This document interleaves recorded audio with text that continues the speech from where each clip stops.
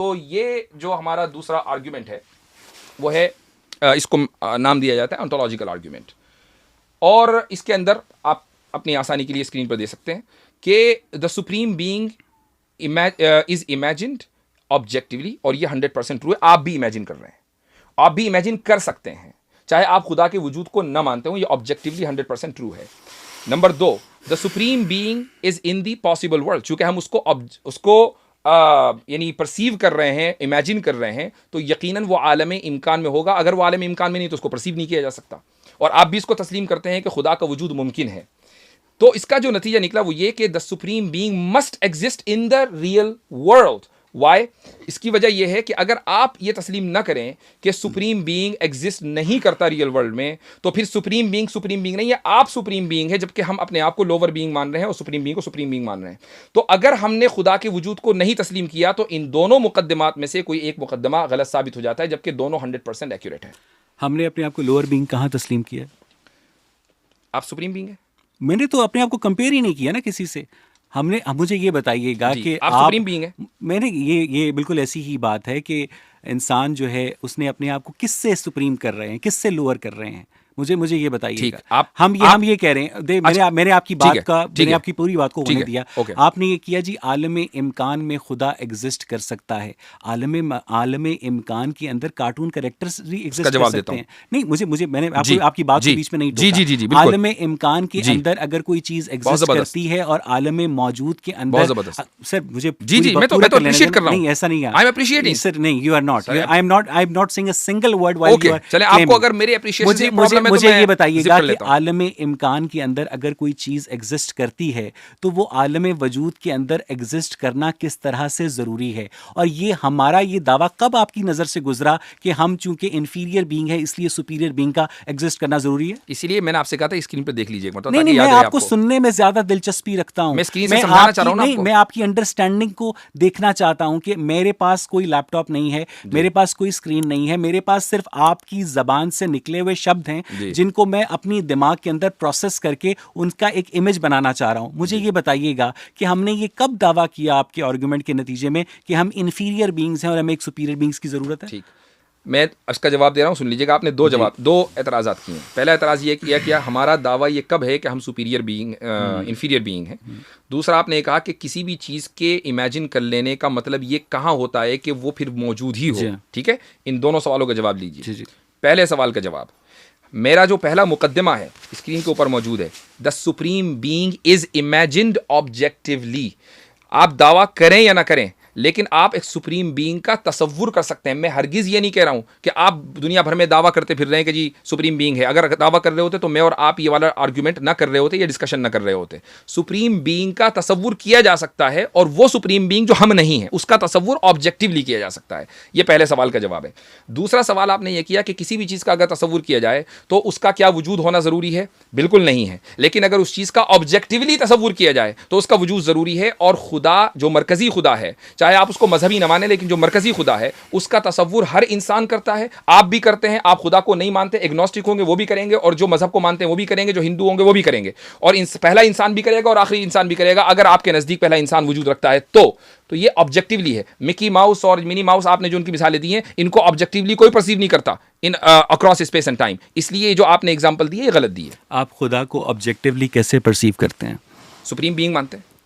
तो मुझे ये बताइएगा कि उस सुप्रीम बीइंग जो थी वो खुद ब खुद बन गई। वाह, ये आपके आर्गुमेंट का जवाब है? नहीं, मैं आपसे पूछ रहा हूँ कि एक सुप्रीम बीइंग जो है, जो एक बीइंग होती है, मुझे अब मजाक उड़ाने की जगह अगर जवाब दे दें तो मुझे ज़्यादा, सुप्रीम बीइंग खुद ब खुद बन गई। मैं वाकई बहुत बेहतर आपसे वो कर रहा था एक्सपेक्ट। मैं भी। तो अब अगर आप ये मुझसे सवाल करेंगे, मेरे इन जवाबों के एतराज़ के तौर पर आप ये बात रखेंगे कि अच्छा सुप्रीम बीइंग क्या खुद से खुद बन गई? जी हाँ, वैसे बताएं। ये मैं उस वक्त एतराज़ होता जब मैं ये कहता कि खुद सुप्रीम बीइंग बनी थी। तो आप ये कहते खुद से खुद बनी थी या किसी ने बनाया? इल्मुल कलाम हो गया ना। तो हम तो what do you mean by इल्मुल कलाम हो गया? मैं आपसे कहूंगा तो ये तो साइंस हो गई ना, मैं कह सकता हूं। तो ये भी कोई बात हुई। और आप अगर ये कहें और आप ठहरे इल्मुल कलाम के दुश्मन, जो कि कॉमन सेंस मान रहे हैं कि इल्मुल कलाम कॉमन सेंस है और साइंस कॉमन सेंस नहीं है। मैं मानता हूं उसको, लेकिन साइंस की जो सारी थ्योरीज हैं वो कॉमन सेंस नहीं है। अच्छा, ठीक है, लेकिन मैं साइंस और इल्मुल कलाम के दरमियान डिबेट नहीं करना चाहता। What I am trying to say कि ये आपका बहुत मशहूर जुमला है कि आप रूल्स के पीछे चुप, आप इसके पीछे चुप रहे हैं। यानी जब आपके सामने दलील आती है और आप बेबस हो जाते हैं तो आप ये कहते हैं आप उसके पीछे चुप रहे हैं। खैर वो आप तो मैंने किसके पीछे छुपा हूं? सुन लीजिए आप साइंस के पीछे इतनी देर से छुप रहे थे। अच्छा, साइंस दलील नहीं अब है? ये नहीं है, खुदा के वजूद में साइंस दलील नहीं, मैं साबित कर चुका हूं। अच्छा, अब वो नेशनल एकेडमी ऑफ साइंसेस, कहते हैं जी वही ठीक है। अब मैं आपको ये कह रहा हूं कि भाई अगर खुदा के बारे में हम ये कहते कि उसके वजूद का आगाज हुआ है तो आप मुझसे ये सवाल करते कि कैसे हुआ है। जब हम ये कह रहे हैं कि उसके वजूद का आगाज ही नहीं हुआ तो ये सवाल तो इररिलेवेंट है, ये सवाल ही गलत है। अच्छा, इसका मतलब ये है कि जो खुदा है आपकी अंडरस्टैंडिंग के मुताबिक वो हमेशा से था, इस दलील का जवाब है आपके पास और हमेशा रहेगा। मैं क्योंकि आपने मुझे यही नहीं समझाया ना कि जो सुपीरियर बीइंग है वो हमेशा से कैसे एग्जिस्ट कर सकती है, और आलम इम्कान के अंदर ऐसी कौन सी पॉसिबिलिटी है जिसके नतीजे में आपने ये इन्फर किया है कि क़यामत के बाद भी वो हमेशा एग्जिस्ट करती रहेगी। मुझे बताइए कि मुझे बताइए कि जो सुपीरियर बीइंग है वो हमेशा से खुद ब खुद से कैसे एग्जिस्ट कर सकती है आपके तसव्वुर के मुताबिक। ठीक, थोड़ी देर के लिए मान लें कि उसने खुद से खुद वजूद नहीं हासिल किया बल्कि किसी ने वजूद बख्शा उसको, थोड़ी देर के मान लेते हैं, तो फिर इन्फिनिट रिग्रेस है सर। एग्जैक्टली हमारे पास तो यही आपके पास इस प्रॉब्लम का कोई हल नहीं है। ये आपके पास नहीं है, हमारे पास तो हल है। एग्जैक्टली खुदा है, बिल्कुल है, इसलिए कि आपके नजदीक जिस खुदा के इनकार का जो पैमाना है वो साइंस है, और साइंस खुद कह रही है कि ये पैमाना नहीं है। आप उस पैमाने को इस्तेमाल कर रहे हैं जो पैमाना नहीं है, और हम उस पैमाने को इस्तेमाल कर रहे हैं जो पैमाना है। मेरे और आप में जमीन आसमान का फर्क है जो हम बात कर रहे हैं। नहीं, जमीन आसमान का फर्क इसलिए नहीं है कि आपने कहा था कि जो मादी वजूद होता है उसका कोई ना कोई क्रिएटर होता है, और जो गैर मादी वजूद होता है उसका कोई क्रिएटर नहीं होता है। आपने ये कहा था, आपने मुझे बात पूरी करनी थी। अगर गैर मादी वजूद का कोई क्रिएटर नहीं होता है तो फिर इनफिनिट रिग्रेस का जो आर्गुमेंट है वो आप मुझ पर फिट नहीं कर सकते। वो आपको ये साबित करना है कि चूंकि आपका खुदा गैर मादी वजूद में एग्जिस्ट करता है तो उसके ऊपर तो इन्फिनिट रिग्रेस लागू ही नहीं होता, और अगर नहीं होता लागू तो मुझे ये बताइएगा कि वो गैर मादी वजूद खुद बहुत एग्जिस्ट कर रहा है। यही तो मैं कह रहा हूं। भाई आप मतलब मुझे हैरत हो रही है कि आप मेरे बेसिक से आर्ग्यूमेंट को नहीं समझ पा रहे हैं। आप जो दलील दे रहे हैं ना वो मेरी दलील है, आपकी दलील नहीं है। फॉर योर इंफॉर्मेशन, आप ये कह रहे हैं कि जो अगर खुदा मादी होता, मैंने उसके जवाब में ये कहा कि उसका भी फिर कोई ना कोई क्रिएटर होना चाहिए था, और अगर वो क्रिएटर होगा तो फिर उसका भी क्रिएटर होगा, इस सिलसिला चलता रहेगा। इन्फिनिट रिग्रेस यहां अप्लाई होती है, यहां अप्लाई होता है। अगर खुदा गैर मादी है तो उस पर तो इन्फिनिट रिग्रेस लागू नहीं होती। तो इसीलिए हम कह रहे हैं, मेरी बात सुन लीजिए, इन्फिनिट रिग्रेस लागू ही नहीं, मेरी बात सुन लीजिए सर। आपने एक ऐसा इमेजिनरी गॉड बनाया है जो हमेशा से एग्जिस्ट करता है। इन्फिनिट रिग्रेस आपके मुकद्दमे पर अप्लाई हो रही है, मेरे ऊपर नहीं। ये आपके नैरेटिव पर अप्लाई हो रही है। मैंने जब आपसे गुफ्तगू आप साबित कर दीजिए कि इन्फिनिट रिग्रेस बिल्कुल ठीक है। मुझे ये बताइएगा, हम if everything must have a cause then God must have a cause. No. And if there is, sir, wrong. Let me complete ना। आपको देखें, आप अपने इल्म का मुजाहरा करने के लिए मेरी बात पूरी हो लेने दिया करें। ठीक है, मुझे पता है आप बहुत बाइल्म हैं, आप बहुत हाजिर जवाब हैं, मुझे अपनी बात पूरी कर लेने दिया करें। बर्टन रसल ने अपनी किताब why I am not Christian में लिखा है कि if everything must have a cause then God must have a cause, and if there is anything without cause से God, then idea of first cause is automatically rejected. If God can exist without cause then why not this universe. मुझे अपनी बात पूरी कर लेने दें। Infinite regret यहां पर अप्लाई होती है, ये उस गॉड की बात कर रहे हैं बर्टन रसल, लेकिन आप मेरे सामने एक ऐसा super natural non material God लेकर आ रहे हैं जो इस मटेरियल वर्ल्ड को अदम से वजूद में लाया है, लेकिन उसको खुद वजूद रखने के लिए किसी टाइम और स्पेस की ज़रूरत नहीं है। तो मुझे ये बताइएगा कि अगर उसको खुद में वजूद में रखने के लिए किसी मटेरियल वर्ल्ड की ज़रूरत नहीं है तो वो इस मटेरियल वर्ल्ड को उसने तख्लीक क्यों किया? इन्फिनिट रिग्रेस को आप सही मानते हैं? मटेरियल वर्ल्ड में यस। मटेरियल वर्ल्ड में सही मानते हैं? जी, सही मानते हैं आप? जी, मटेरियल वर्ल्ड में यस, बिल्कुल सही मान रहे हैं? बिल्कुल सही मानते हैं। Are you sure? जी, ओके, ये भी मेरे लिए बड़ा इंकिशाफ है। ठीक, और वो इसलिए कि अगर मटेरियल वर्ल्ड में इन्फिनिट रिग्रेस होगा तो आप कभी वजूद में नहीं आएंगे, और आप मौजूद हैं। अपनी बात को एक्सप्लेन करें। मैं अगर ऑनलाइन होते, खैर ऑनलाइन अभी भी हैं, लेकिन मेरी स्क्रीन पर अगर कुछ होगा तो मैं शायद वो वीडियो ना दिखा पाऊँ, लेकिन मैं कोशिश करूंगा कि जब मैं वीडियो लाइव है नहीं, अभी लाइव नहीं है, तो अगर यानी इंटरनेट होता तो मैं आपको एक वीडियो दिखाता, लेकिन मैं आपको मुख्तसर समझा देता हूँ, चूँकि आपने कहा एक्सप्लेन करें। काश के मेरा 10 साल का बेटा होता तो आपको एक्सप्लेन करता कि इतनी मामूली सी चीज़ है कि 10 साल के बच्चे हमारे यहाँ जानते हैं इस चीज़ को। डोमिनो इफेक्ट को आप अच्छी तरीके से जानते होंगे, डोमिनो इफेक्ट तो सुना ही होगा आपने।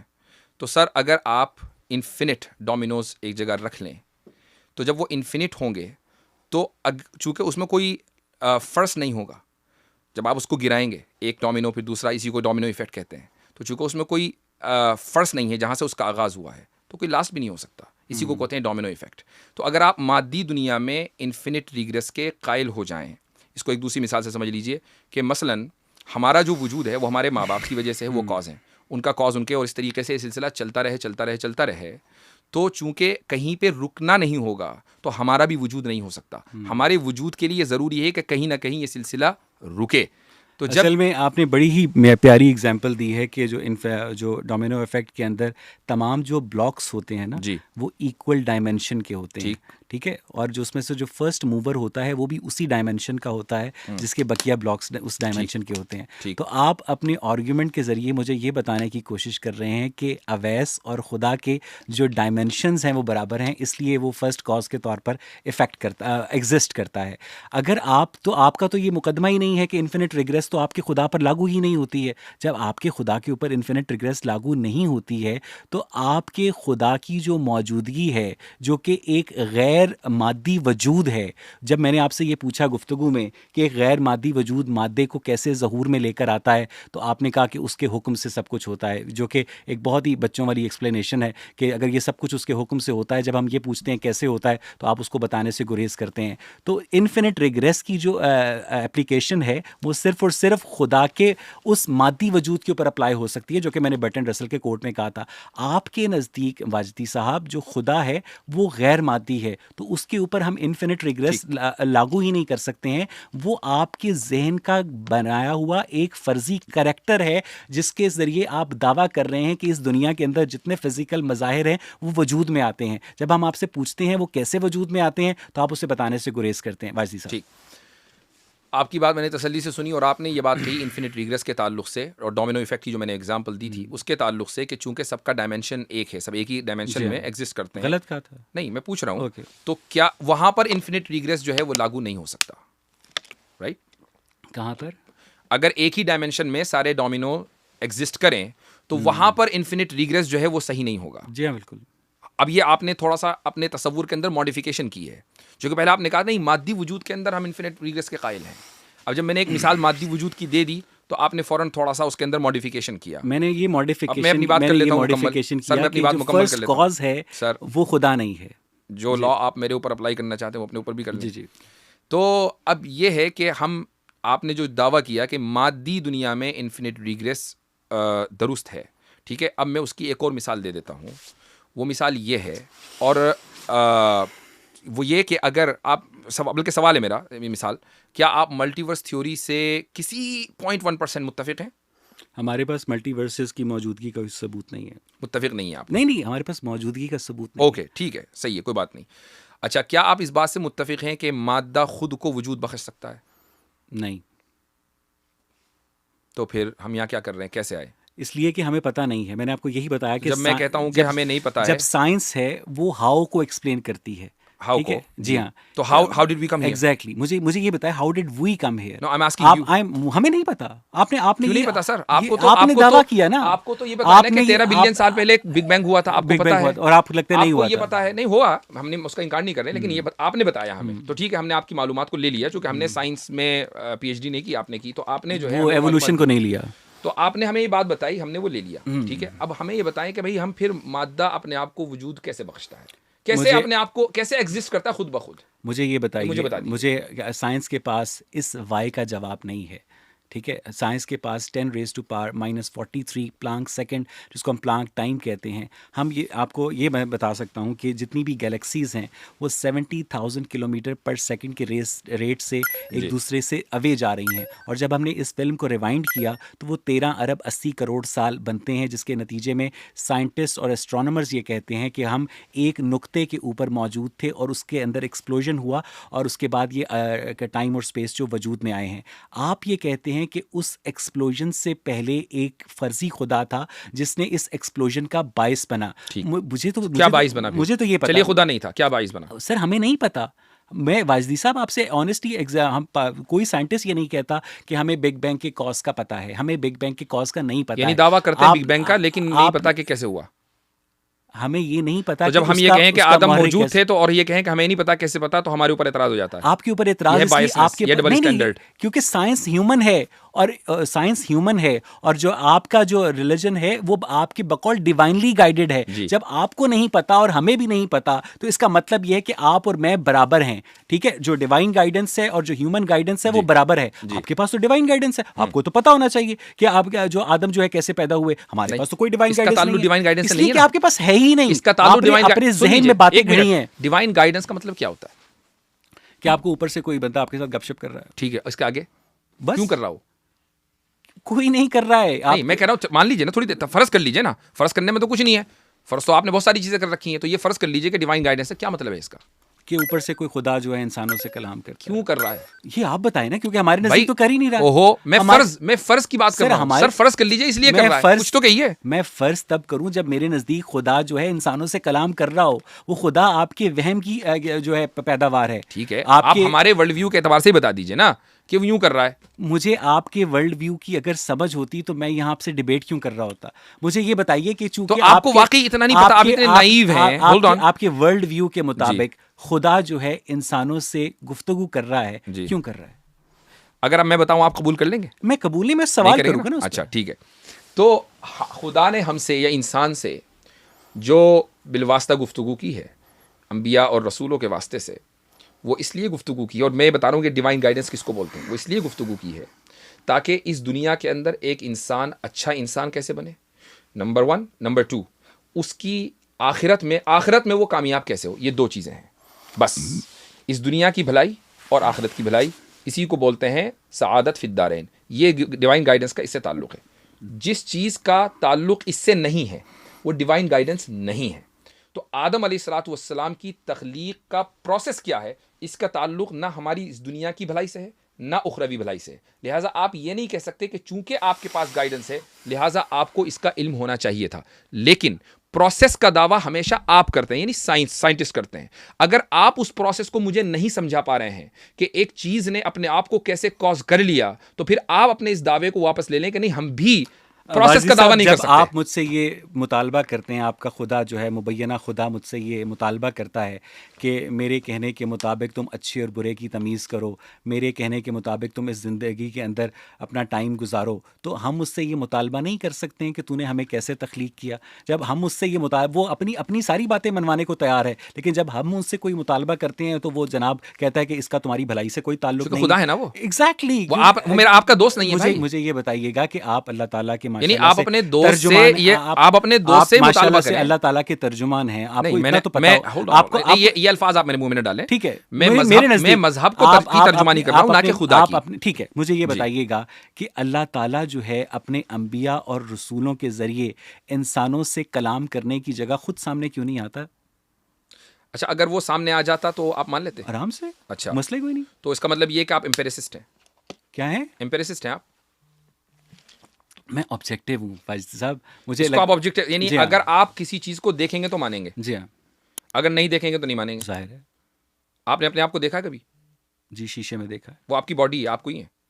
अच्छा, मुझ में और मेरी बॉडी में क्या फ़र्क है? फ़र्क ये है कि आपका जो मुशाहिदा ज़ात है, जो आपका इनर सेल्फ है, वो बता दीजिए आपने शीशे में देखा हो, हम भी देख लें भाई अपना इनर सेल्फ, हम भी कुछ दिखाएं, हमें भी पता चले, कोई टेक्निक बताइए। इनर सेल्फ से क्या मुराद है आपकी? वही जो दलील इल्जामी थी ना, वही मुराद है। अब आप मुझे बताइए। मुझे ये बताइएगा कि अल्लाह ताला को वो इनर सेल्फ, मैं बताता हूँ क्या मुराद है। आपने पूछा मुझसे, आपने मुझसे पूछा ना, अब मैं बता देता हूँ इनर सेल्फ क्या है। मुझे अपनी बात पूरी कर लेने दें। सर, आपने सवाल किया, उसका जवाब तो दे दूं। ठीक है, इनर सेल्फ क्या है? आपने इनर सेल्फ के बारे में सवाल किया। इनर सेल्फ वो चीज़ है कि जो खुश होती है, जो गमगीन होती है, वो इनर सेल्फ के जिसके ऊपर जो है यानी कभी गुस्सा तारी होता है, जो जेलस होती है, ये जो बॉडी है ये उस इनर सेल्फ का मजहर है। आप गुस्से का इजहार अपनी बॉडी के जरिए करते हैं, लेकिन गुस्से का जो सुदूर है वो आपके इनर सेल्फ से हो रहा है। तो अब अगर आप ये कहें कि नहीं मेरे अंदर तो ना गुस्सा होता ना मैं कभी खुशी होता, तो ठीक है, नो प्रॉब्लम। लेकिन अगर आपके यहाँ ये सारी चीज़ें मौजूद हैं तो आप अपने इनर सेल्फ को के एग्जिस्टेंस को मानते हैं, और ये कॉमन सेंस की बात है। खुद सामने क्यों नहीं आता? तो आप इनर सेल्फ को खुदा खुद सामने क्यों नहीं आता? तो मैं वही तो कह रहा हूँ, उसी का जवाब दे रहा हूँ कि आप अपने इनर सेल्फ को ना देखे हुए मान रहे हैं। क्यों मान रहे हैं? मुझे ये बताइएगा कि अपने इनर सेल्फ को मैं महसूस करता हूँ, ठीक है, अपनी फिजिकल बॉडी के अंदर जी। और अभी तो आपने देखने की बात की थी। मैंने खुदा को देखने की बात की थी ना। तो इनर सेल्फ को देखने की क्यों नहीं बात की? खुदा और इनर सेल्फ बराबर है? नहीं, आपने उसूल दिया। आपने उसूल दिया कि मैंने, इसीलिए मैंने पूछा मैंने कहा आप किसी भी चीज को जब मानेंगे जब आप देख लेंगे, कहने का हाँ। मैंने इसीलिए पूछ लिया था, पहले ही कंफर्म करा लिया, मुझे मालूम था कि आप ये कहेंगे। अगर मैं ये कहूँ कि मैंने खाना खाना है और आप मेरे आगे लोहे की बाल्टी रखते हैं तो आप कहेंगे खाएं, आपने तो कहा था कुछ मैं खाना है, तो आप जब खा रहे हैं तो खाएं। तो इसका मतलब ये आप इनर सेल्फ को, आप यही मैं कह रहा हूँ, इनर सेल्फ की गॉड के साथ फॉल्स इक्विवेलेंस है। एक गॉड को इंसानों के साथ राब्ता करने के लिए अंबिया और रसूलों की जरूरत क्यों पेश आती है? मैंने गॉड खुद अपने आप को सामने लाकर बता दे कि भाई मैं हूं। उसकी 2 वजह मैंने आपको बताई, 2 वजह बताऊंगा। पहली वजह तो मैं ऑलरेडी बता चुका हूं, मैंने इनर सेल्फ के साथ गॉड को कंपेयर नहीं किया है। आप अपने अल्फाज मेरे मुंह में न डालें, बल्कि मैंने आपके इस उसूल को कि मैं जब देखूंगा तो मानूंगा, इसको डिबंक किया है। ठीक है, तो इस उसूल को डिबंक करने के लिए मैंने इनर सेल्फ की मिसाल दी है। Point number 1। पॉइंट नंबर 2, खुदा अगर सामने आ जाए, ठीक है, यानी वो इस जमानो मकान में आ जाए, जो वो आ सकता है, उसके ऊपर उसको हर चीज की कुदरत है। लेकिन आप ये कह रहे हैं कि इस जमानो मकान की क़ुयूद में आने के बाद खुदा मुक़य्यद बन जाए, तो वो खुदा जो मुतलक है and at the same time आप उसको मुक़य्यद मानना चाहते हैं, तो क्या आप इसको कॉन्ट्रडिक्शन नहीं समझते? अगर वो खुदा जो है वो इस ज़मानो मकान का मोहताज नहीं है, तो वो खुदा इस ज़मानो मकान के अंदर कॉरेस्पॉन्डेंस का जो तरीका इवॉल्व करके उसने जो ढूंढा है, तो इसका मतलब ये है खुदा इतना आपका बेबस और लाचार और मजबूर है कि वो इस ज़मानो मकान के अंदर जो है अपने इजहार को ला ही नहीं सकता। आपने ये कहा कि खुदा जो है वो सामने क्यों नहीं आ जाता, मैंने उसका जवाब पहले ही दिया कि आपका जो ये उसूल था कि वो मेरे पास डायरेक्टली फरिश्ता क्यों नहीं भेज देता उसको, वो एक बंदे के पास गार में छुप के भेजता है और कहता है जा बाकियों को बता दे, मेरे पास डायरेक्टली क्यों नहीं भेज देता? अच्छा, अगर आपके पास आ जाए तो इन भाई का भी ये सवाल होगा कि इनके पास exactly, हर एक के पास आ जाए। मेरा भी आए, कोई मसला है? सबके पास आए ना? कोई मसला है? नहीं, मेरे पास भी आए, सबके पास फरिश्ता आ जाए, exactly. हम सब प्रॉफिट्स बन जाए। नहीं, प्रॉफिट्स ना बन जाए ना, फरिश्ता तो प्रॉफिट की बात आता है। आपका मकसद प्रॉफिट भेजना है या आपका मकसद इंसानों की इस्लाह है? जब सबके पास फरिश्ता आ जाएगा तो इंसान को हिदायत के लिए जरूरत ही क्या है? मुझे आपकी बात समझ नहीं आई। जब सबके पास फरिश्ता आ जाएगा, सबके पास फरिश्ता आ जाएगा, ठीक, तो उसके बाद तो ये दुनिया जन्नत बन जाएगी। क्योंकि मकसद खुदा का हर इंसान को गाइड करना ये नहीं है क्रिएशन का मकसद। इस दुनिया के अंदर भेजने का मकसद है इम्तिहान के अपनी तुम मर्जी से खुदा को तलाश करो और सही खुदा तक पहुंचो, ये है। इसलिए बाज अफराद के पास, अंबिया अलैहिमुस्सलातु वस्सलाम के पास, रसूलों के पास अल्लाह ताला ने फरिश्ता भेजा। अगर हर इंसान के पास फरिश्ता आता, हर इंसान के पास फरिश्ता आता, तो इस दुनिया के अंदर ना कोई उम्मती नहीं होती, बल्कि सारे के सारे प्रॉफिट्स होते। और अगर सारे के सारे प्रॉफिट्स होते तो फिर इस दुनिया के अंदर, होल्ड ऑन, मैं अपनी बात मुकम्मल कर लूं कि अगर सारे के सारे प्रॉफिट्स होते तो इस दुनिया के अंदर शर का वजूद नहीं हो सकता था। फिर हमारे इम्तिहान का मकसद क्या? फिर हमें दुनिया में आने की जरूरत क्या है? हम जन्नती में रहते ना। इंसान की आप ये कहिए, आपका जो सवाल है ना वो ये होना चाहिए, का मकसद क्या है? आपकी इंसान की तख्लीक मैं आपको सही सवाल समझाता हूँ। आप सही सवाल ये करें, ये सही सवाल ये करें कि भाई हम इस दुनिया में क्या कर रहे हैं? हम तो जन्नती में रहते हैं। अगर आप ये सवाल कर रहे हैं, इंसान की तख्लीक का मकसद क्या है? इम्तिहान, जिसका नतीजा उसे पहले ही पता है। बिल्कुल। तो ये कैसा इम्तिहान हुआ? मुझे पता है अपने स्टूडेंट का नतीजा, मुझे मालूम है इनमें कौन फेल होगा कौन पास होगा, जबकि मेरे पास लिमिटेड नॉलेज है। तो इसका मतलब हम मजबूरे महज हुए? नहीं। अच्छा, हम कादिर हुए? बिल्कुल, जिसका नतीजा उसे पहले पता है। जी ठीक है, चलें अब मैं समझाता हूँ आपको। मेरा ख्याल है कि आज की गुफ्तगू जो समझना चाहेंगे इस चीज़ को, मसला तकदीर पर दोबारा कर लेंगे। चले ठीक है, इसी नोट के ऊपर जो है हम तो हाजरीन और नाजरीन, बहुत बहुत शुक्रिया। डिबेट थोड़ा लंबी हुई, गालिबन 2 घंटे से कुछ ज़ायद चली, और मैं शुक्रगुज़ार हूँ उवैस इकबाल साहब का कि वो यहाँ इतनी दूर ज़हमत करके पहुँचे। और हमारा जो मकसद था, खुसूसन मेरा और उवैस इकबाल साहब, इसमें अगर इजाफा करना चाहें, जहाँ तक मैं समझता हूँ उवैस भाई का भी, कि भाई खुदा के वजूद के साथ उनके मुताल्लिक़ जो दलाइल हैं वो लोगों के सामने भी आ जाएं और हमारे सामने भी, और उसके ऊपर जो क्रिटिसिज्म है वो क्रिटिसिज्म हो जाए। तो क्रिटिसिज्म उवैस इकबाल साहब की तरफ से आया और मैंने अपनी तरफ से उसके जवाब देने की कोशिश की। बाकी आप लोग जज करेंगे कि भाई किसके क्रिटिसिज्म में कितनी जान है, और ये जान है कि नहीं है। ये बहुत मुश्किल होता है, बल्कि न ही हम इस बात के मुकल्लफ़ हैं कि हम किसी शख्स से एक मरतबा गुफ्तगू करके उसके मुकम्मल वर्ल्ड व्यू को, कि जो 20 साल से वो लिए बैठा है, 30 साल से लिए बैठा है, उसको बदल दें। हाँ, हमारी नीयत ये ज़रूर होती है कि हम जो बात कर रहे हैं खुदा उसके अंदर हिदायत का उनसुर रखे और सामने वाला हिदायत पर आ जाए, और इसमें हमारी अपनी कोई दुनियावी गरज़ नहीं है, बल्कि इसमें हमारी उखरवी गरज़ है, और वो आखिरत के जिसको मुल्हिद नहीं मानता। और वो गरज़ ये है कि अगर हम ये तसव्वुर करते हैं और ये तस्लीम करते हैं, ईमान रखते हैं कि इस मरने के बाद हमें जन्नत में जाना है, तो हम ये चाहेंगे कि हमारा हर जानने वाला, हमारा भाई, हमारी बहन, सारे के सारे हमारे साथ जन्नत में मौजूद हो। हमारी सिर्फ ये गरज़ होती है, इसके अलावा कोई दूसरी गरज़ नहीं है। मुझे उम्मीद है कि इस डिबेट से आप लोगों को बहुत कुछ सीखने का मौका मिला होगा। जज़ाकुमुल्लाह खैरन। अस्सलामु अलैकुम वरहमतुल्लाहि वबरकातुहू।